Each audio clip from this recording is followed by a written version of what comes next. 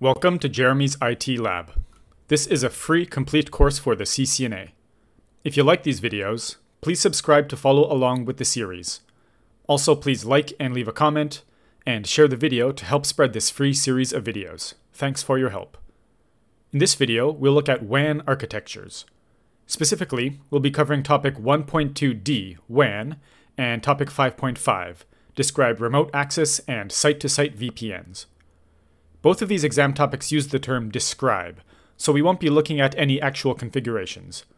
You just need a basic understanding of some common WAN technologies and how they operate. Note that we'll be looking at WANs from the perspective of an enterprise, which is the customer of a service provider, not from the perspective of the service provider itself. To learn more about the service provider perspective, consider the CCNP Service Provider certification in the future. Here's what we'll cover in this video. First, I'll give an introduction to WANs and explain what they are. Then I'll introduce one type of connection used for WANs, known as leased lines. Then another WAN technology, known as MPLS, Multi-Protocol Label Switching, which provides us with a kind of VPN, Virtual Private Network. Then I'll introduce some options for internet connectivity, and finally, explain internet VPNs, which allow us to create virtual private networks over the public internet. So we'll cover a lot of topics, but we won't be going in depth about any of them. To cover just the topic of MPLS in depth, for example, would require a full course, at least as long as this entire CCNA course. For the CCNA exam, all that's expected is that you have a basic understanding of these technologies and their purpose. As always, make sure to watch until the end of the video for a bonus practice question from Boson Software's XSIM for CCNA, the best practice exams for the CCNA. Okay, let me introduce the concept of WANs first. As you know already, WAN stands for Wide Area Network, and the name should give you a good idea of what a WAN is. A WAN is a network that extends over a large geographic area. For example, between cities, between countries, etc. So, WANs are used to connect geographically separate LANs. For example, if a company has an office in New York, an office in Toronto, and an office in London, each of those offices is a LAN, Local Area Network, and the connections between them form a WAN, Wide Area Network. Although the internet itself can be considered a WAN, the term WAN is typically used to refer to an enterprise's private connections that connect their offices, data centers, and other sites together. So, as I said, the internet can be considered a WAN, but when we say WAN, we usually aren't referring to the internet. Although there is another kind of technology that can be used over the internet to create private connections. Over public and shared connections like the internet, VPNs, Virtual Private Networks, can be used to create private connections. I'll show you a few kinds of VPNs in this video. Note that there have been many different WAN technologies over the years. Depending on the location, some will be available and some will not be. I won't cover every possible WAN technology in this video. Also, technologies which are considered legacy in one country might still be used in other countries. Legacy basically means old and no longer used or rarely used. Here's an example of a WAN. This enterprise has a central data center and some offices. For the purpose of this video, we're not focusing on the LAN, so I won't show all of the devices in each LAN, but each of these, Office A, Office B, Office C, as well as the data center, is its own LAN. Each office is connected to the data center via a leased line, which is a kind of dedicated physical connection between two sites. This is not a shared connection. It's not connected to the internet. It's a private connection that the company uses to connect its sites together. By the way, do you know a word for this kind of topology, in which multiple devices connect to one central device? In the last video, I introduced the term star topology. However, when talking about WANs, a more common term is hub and spoke. The central site, the data center, is called the hub, and the office sites, which all connect to the hub, are called spokes. One major advantage of a hub and spoke topology, as opposed to a full mesh topology, is that it's easier to centrally control what traffic is allowed and what isn't. All traffic between offices can be sent to a firewall in the data center, for example, and it can control which traffic is allowed and which isn't. So remember that term, hub and spoke topology.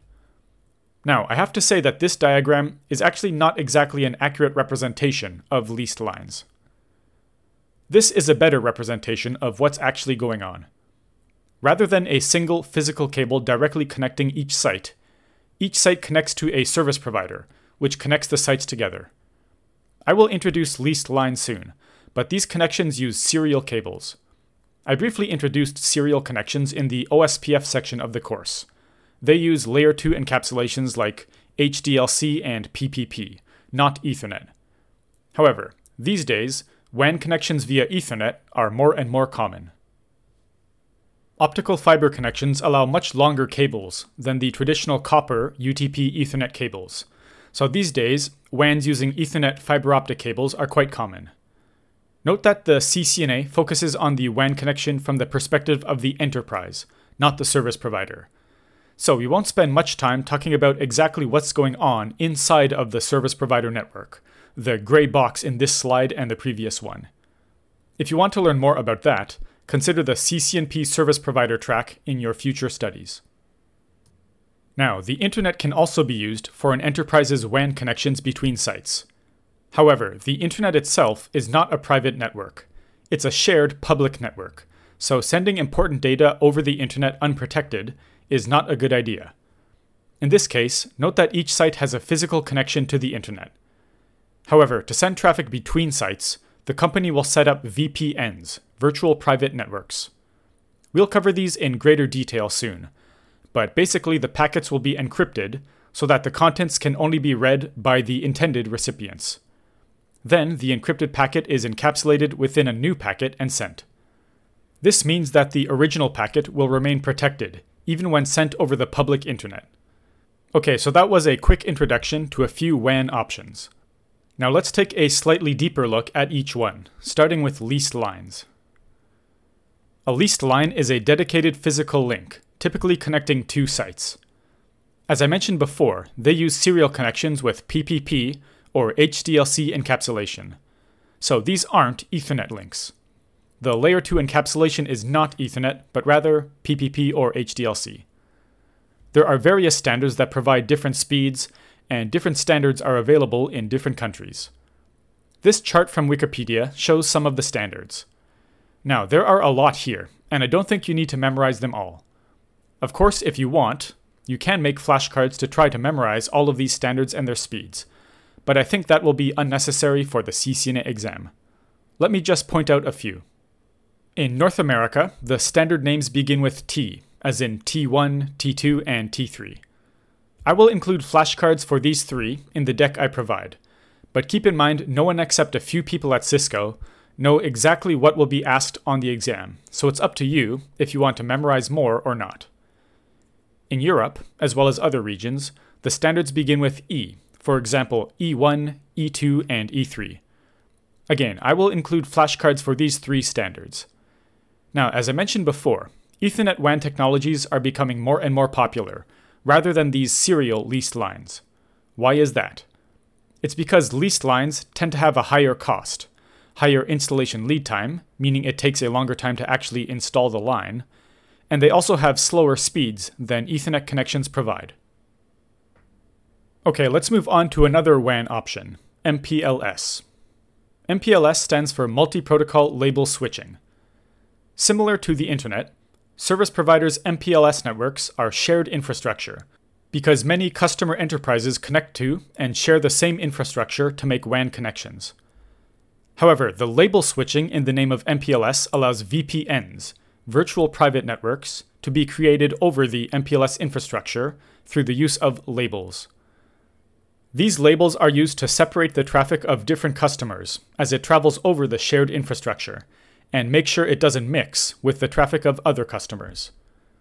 There are a few basic terms you should know for MPLS. CE router means customer edge router. This is the customer's router that is connected to the next kind of router, PE router, which means provider edge router. Finally, there are P routers. These are the provider core routers that are not at the edge of the network and don't connect to customer routers. This diagram should make it easier to understand. Notice the CE routers are at the edge of the customer networks, and they connect to the PE routers, the provider edge routers. Within the provider network, there are also P routers, which form the internal network infrastructure of the service provider's network, but don't connect directly to the customer routers. When the PE routers receive frames from the CE routers, they add a label to the frame. This label is actually placed in between the Layer 2 Ethernet header and the Layer 3 IP header, so sometimes MPLS is called a Layer 2.5 protocol. These labels are then used to make forwarding decisions within the service provider network, not the destination IP. In regular IP routing, the router checks the destination IP and compares it to its routing table to decide where to forward the packet. But not in MPLS. MPLS routers use the MPLS label to decide where to forward the packet. Now, the CE routers do not use MPLS. It is only used by the PE and P routers. The CE routers do not have to run MPLS or even be able to run MPLS. Now, there are a few different kinds of VPNs that can be provided by MPLS. When using a Layer 3 MPLS VPN, the CE and PE routers peer, using OSPF for example, to share routing information. Now, it doesn't have to be OSPF. It could be another routing protocol. Or the customer could just write static routes, using the PE routers as the next hop. But let's assume a routing protocol is being used. For example, in the diagram below, Office A's CE will peer with one PE, and Office B's CE will peer with the other PE, like this. Then, Office A's CE will learn about Office B's routes via this OSPF peering, and Office B's CE will learn about Office A's routes too. So this is a Layer 3 MPLS VPN. The CE routers either form dynamic routing protocol peerings with the PE routers, or they use the PE routers as the next hop of their static routes. A Layer 2 MPLS VPN can also be used, in which the CE and PE routers do not form peerings. So the entire service provider network is transparent to the CE routers. Although the CE routers will physically connect to a PE router, it is in effect like the two CE routers are directly connected.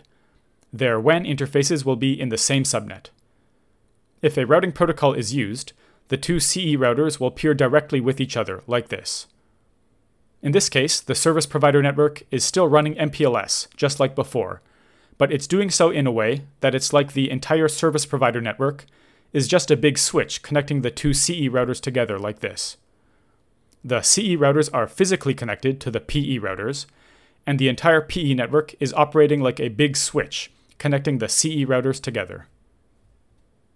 Now, MPLS is a technology that runs in the service provider network, but many different technologies, many different kinds of connections, can be used to actually connect to the service provider's MPLS network for WAN service. In this case, Office A and Office B are connecting via fiber optic Ethernet. Perhaps Office C is connecting to the service provider via wireless 4G or 5G. Office D might be connecting via CATV, a cable TV connection, as is often used for home internet access. And Office E might use a serial connection, a leased line, to connect to the service provider's MPLS infrastructure. So these sites are connecting to the service provider with a variety of connection types, and they will all be able to communicate with each other over the service provider's MPLS infrastructure. Okay, that's all for MPLS. For the CCNA exam, you should know that MPLS uses labels to forward traffic, not IP addresses. You should know the terms CE router, PE router, and P router. You should know that Layer 3 MPLS VPNs have CE routers and PE routers forming peerings using a routing protocol such as OSPF, whereas in Layer 2 MPLS VPNs, it is as if the CE routers are all directly connected to each other. The service provider routers are totally transparent, acting like a big switch connecting the CE routers together. As I mentioned at the beginning of this video, just the topic of MPLS alone would require a huge course to cover in depth, but let's move on now to talk about the internet. Before focusing on internet VPNs, let's take a look at internet connections in general.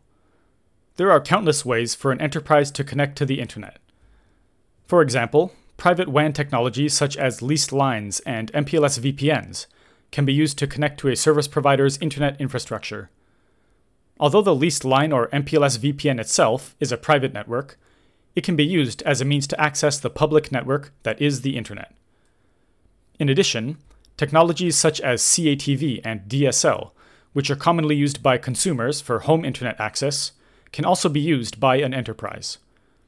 I'm repeating myself, but for both enterprise and consumer internet access, fiber optic Ethernet connections are growing in popularity due to the high speeds they provide over long distances. But now let's briefly look at two internet access technologies that I mentioned above: cable internet and DSL.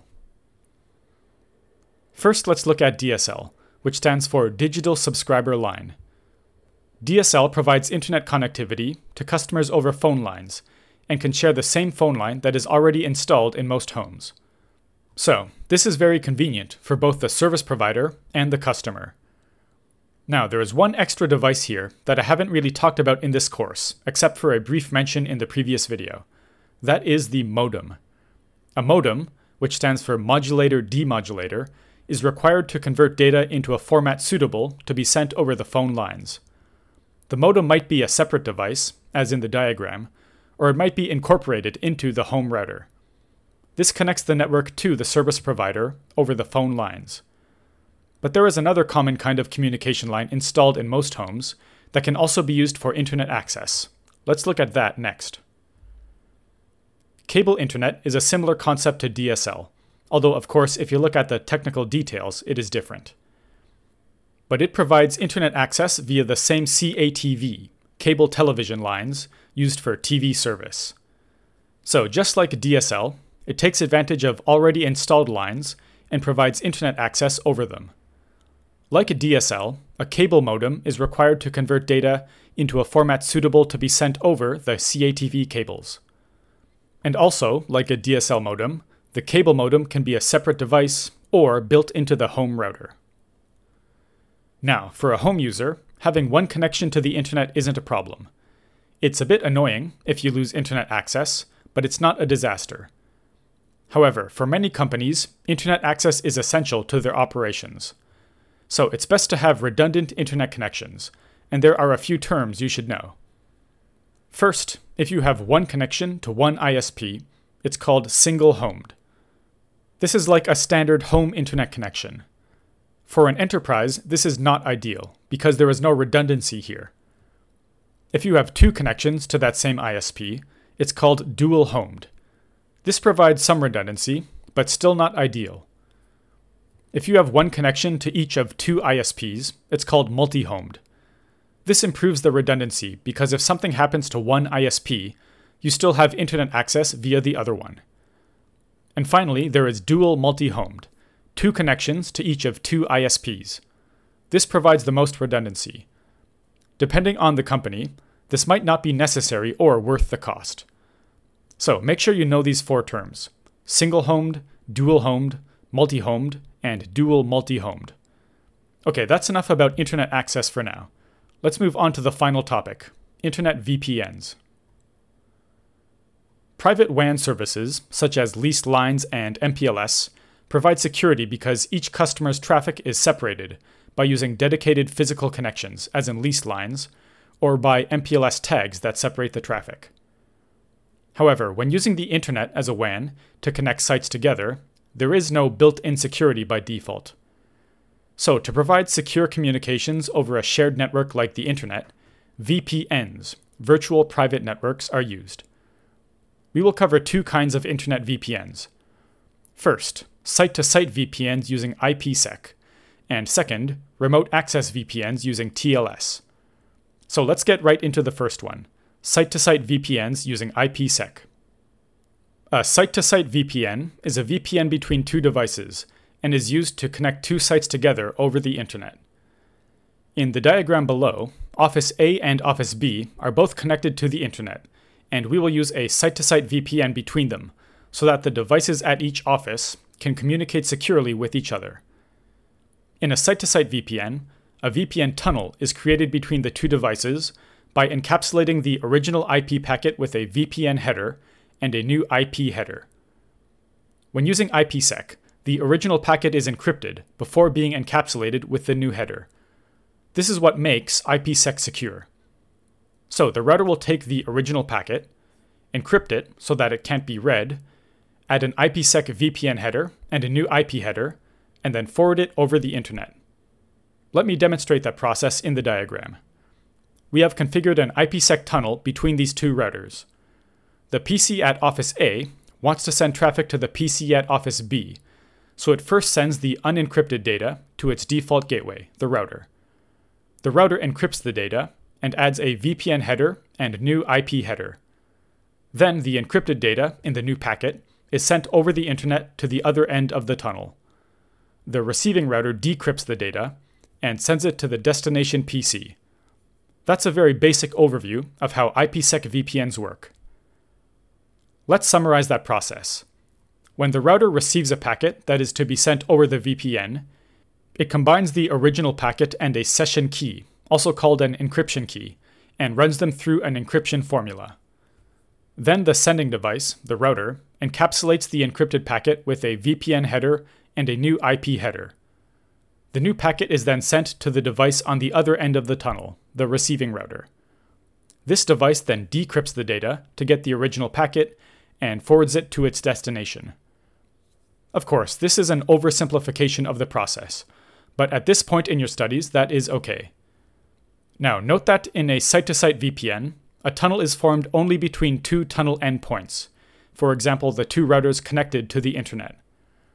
All other devices in each site don't need to create a VPN for themselves. They can send unencrypted data to their site's router, which will encrypt it and forward it in the tunnel as described above. The next type of VPN we will look at, remote access VPNs, is different. Before looking at remote access VPNs, I want to point out a few limitations of standard IPsec. First, IPsec doesn't support broadcast and multicast traffic, only unicast. This means that routing protocols such as OSPF can't be used over the tunnels, because routing protocols rely on multicast traffic. We can solve this with GRE over IPsec, which we'll look at next. Another potential problem for large networks is that configuring a full mesh of tunnels between many sites is a labor-intensive task. It takes a lot of time and careful planning to configure dozens of VPNs. This can be solved with Cisco's DMVPN. Let's briefly look at each of the above solutions. First, GRE over IPsec. GRE, which stands for Generic Routing Encapsulation, creates tunnels like IPsec, but it does not encrypt the original packet, so it is not secure. However, it has the advantage of being able to encapsulate a wide variety of Layer 3 protocols, as well as broadcast and multicast messages. So to get the flexibility of GRE with the security of IPsec, GRE over IPsec can be used.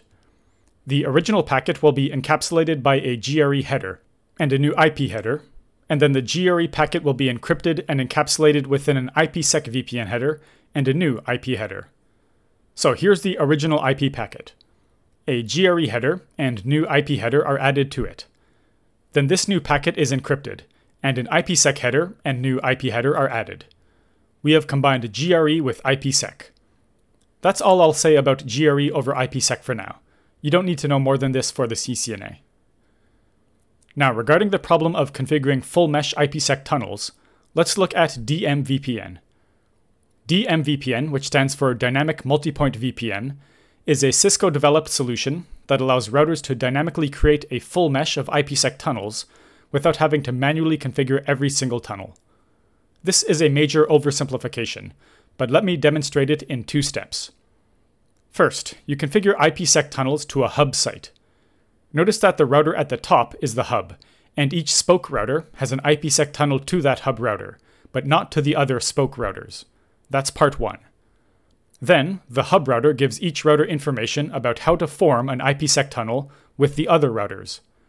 So we only configured hub and spoke tunnels, but the routers were able to form a full mesh of IPsec tunnels on their own. To summarize, DMVPN provides the configuration simplicity of hub and spoke, meaning each router only needs one tunnel to be configured, and the efficiency of spoke-to-spoke communication, because spoke routers can communicate directly without traffic passing through the hub.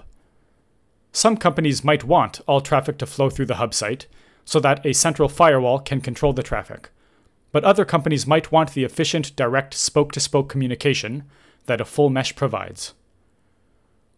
Now let's move on to the other major type of VPN, remote access VPNs. Whereas site-to-site VPNs are used to make a point-to-point connection between two sites over the internet, remote VPNs are used to allow end devices such as PCs and mobile phones to access the company's internal resources securely over the internet. Remote access VPNs typically use TLS, Transport Layer Security, as opposed to site-to-site VPNs, which typically use IPsec. TLS is also what provides security for HTTPS, HTTP Secure.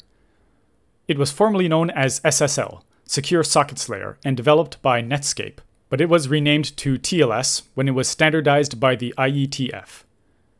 VPN client software, for example Cisco AnyConnect, is installed on end devices, for example company-provided laptops that employees use to work from home. If you work for a company from home, your device almost certainly has a kind of VPN client software installed. These end devices then form secure tunnels to one of the company's routers or firewalls, acting as a TLS server. This allows the end users to securely access resources on the company's internal network without being directly connected to the company network. Here's a diagram to help you visualize it. The end devices on the left want to access resources on the company's server in the data center on the right. They all have Cisco AnyConnect installed, and it is also configured on the firewall at the data center. So the devices each form a TLS VPN tunnel to the firewall, and then they are able to securely communicate with the company's internal servers through the tunnel. Note that, just like IPsec, TLS involves encrypting packets and adding additional headers, but for the sake of time, we'll skip over those details. So let's briefly compare site-to-site and remote access VPNs. Site-to-site VPNs typically use IPsec, and remote access VPNs typically use TLS. Both of them are protocols that you don't need to know in detail for the CCNA exam, but you should definitely know their names and have a basic understanding of their purposes. Site-to-site VPNs provide service to many devices within the sites they are connecting. One IPsec tunnel between two routers or firewalls provides traffic security for all hosts within the sites they are connecting. On the other hand, remote access VPNs provide service to the one end device the VPN client software is installed on. Instead of connecting two sites together, they connect one end device to a site. Site-to-site VPNs are typically used to permanently connect two sites securely over the internet.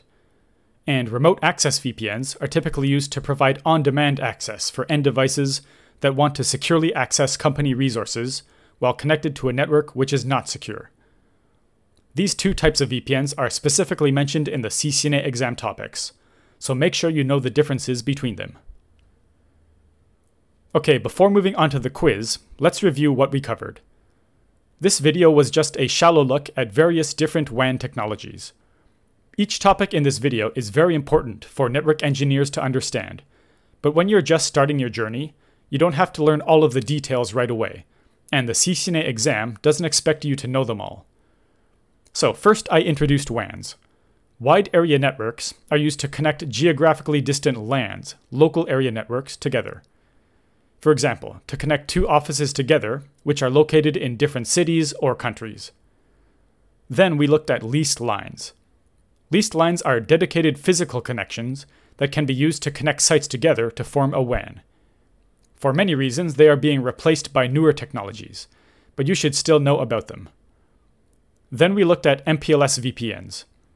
MPLS allows enterprises to form WANs over a service provider's MPLS infrastructure. Although the traffic of many different customers will be passing over this infrastructure, the label switching aspect of MPLS allows secure VPNs to be formed over the shared infrastructure. If you want to really learn how MPLS works, consider the CCNP service provider track in the future. Then we looked at a few ways to connect to the internet, for example DSL and cable internet. And finally, internet VPNs, specifically site-to-site VPNs using IPsec, and remote access VPNs using TLS. These provide secure connectivity over the internet, which is a shared public network and not secure by default. Make sure to watch until the end of the quiz for a bonus question from Boson Software's XSIM for CCNA, the best practice exams for the CCNA. Okay, let's go to quiz question 1. Which of the following leased line standards provides 1.544 megabits per second of bandwidth? Pause the video now to select the correct answer. The answer is B, T1. Here's that Wikipedia chart again. I doubt that you'll have to memorize all of these for the CCNA exam, but it doesn't hurt to be familiar with them. Okay, let's go to quiz question 2. Jeremy's IT Lab Professional IT Training Inc. uses an MPLS VPN to connect its various offices together. Which of the following routers does not run MPLS? Pause the video to select the correct answer. The answer is C, CE. In MPLS, PE, Provider Edge, and P, Provider Core routers run MPLS to provide MPLS VPN services for their customers. However, there is no need for the CE, Customer Edge routers, to run MPLS. Okay, let's go to question 3. Which of the following MPLS VPN types allows CE routers to directly form OSPF peerings with each other? Pause the video to select the best answer. Okay, the answer is A, Layer 2 MPLS VPN. Although MPLS is sometimes called a Layer 2.5 protocol, because the labels are inserted between the Layer 2 and Layer 3 headers, there is no such thing as a Layer 2.5 MPLS VPN. And in Layer 3 MPLS VPNs, the OSPF peerings would be made with PE routers, not between CE routers. In a Layer 2 MPLS VPN, the entire service provider network is transparent to the customer, and it is as if the service provider network is a switch connecting the two CE routers together. Okay, let's go to question 4. Which of the following internet access technologies takes advantage of already installed phone lines? Pause the video to select the best answer. Okay, the answer is B, DSL. Digital Subscriber Line provides connectivity to a service provider's internet infrastructure over phone lines, which are typically already installed in most modern homes. As a bonus, it allows users to access the internet and use the phone at the same time, which was not allowed in previous technologies that used the phone lines for internet access. Okay, let's go to question 5. Which of the following protocols can be used in combination with IPsec to provide more flexibility by allowing multicast traffic to be forwarded in the tunnel? Pause the video now to select the best answer. Okay, the answer is C, GRE. Generic routing encapsulation is more flexible than IPsec because it allows multicast as well as broadcast packets to be encapsulated and sent in the tunnel. However, GRE isn't secure because it doesn't encrypt the original packet. So the GRE packet can be encrypted and then encapsulated using IPsec to provide the benefits of both IPsec and GRE. Okay, that's all for the quiz. Now let's take a look at a bonus question from Boson Software's XSIM for CCNA. Okay, here's today's Boson XSIM practice question. Which of the following technologies can you use to tunnel any Layer 3 protocol through an IP transport network? Select the best answer. Okay, there are 4 options here. Pause the video now and select the correct answer.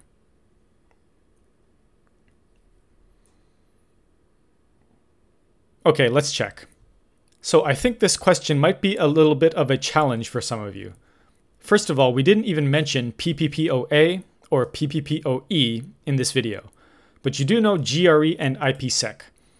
So as a test-taking strategy, when you're taking the CCNA exam, if you run into some terms that you've never heard before, and you probably will run into some terms that you've never heard before on the exam, I recommend ignoring those choices.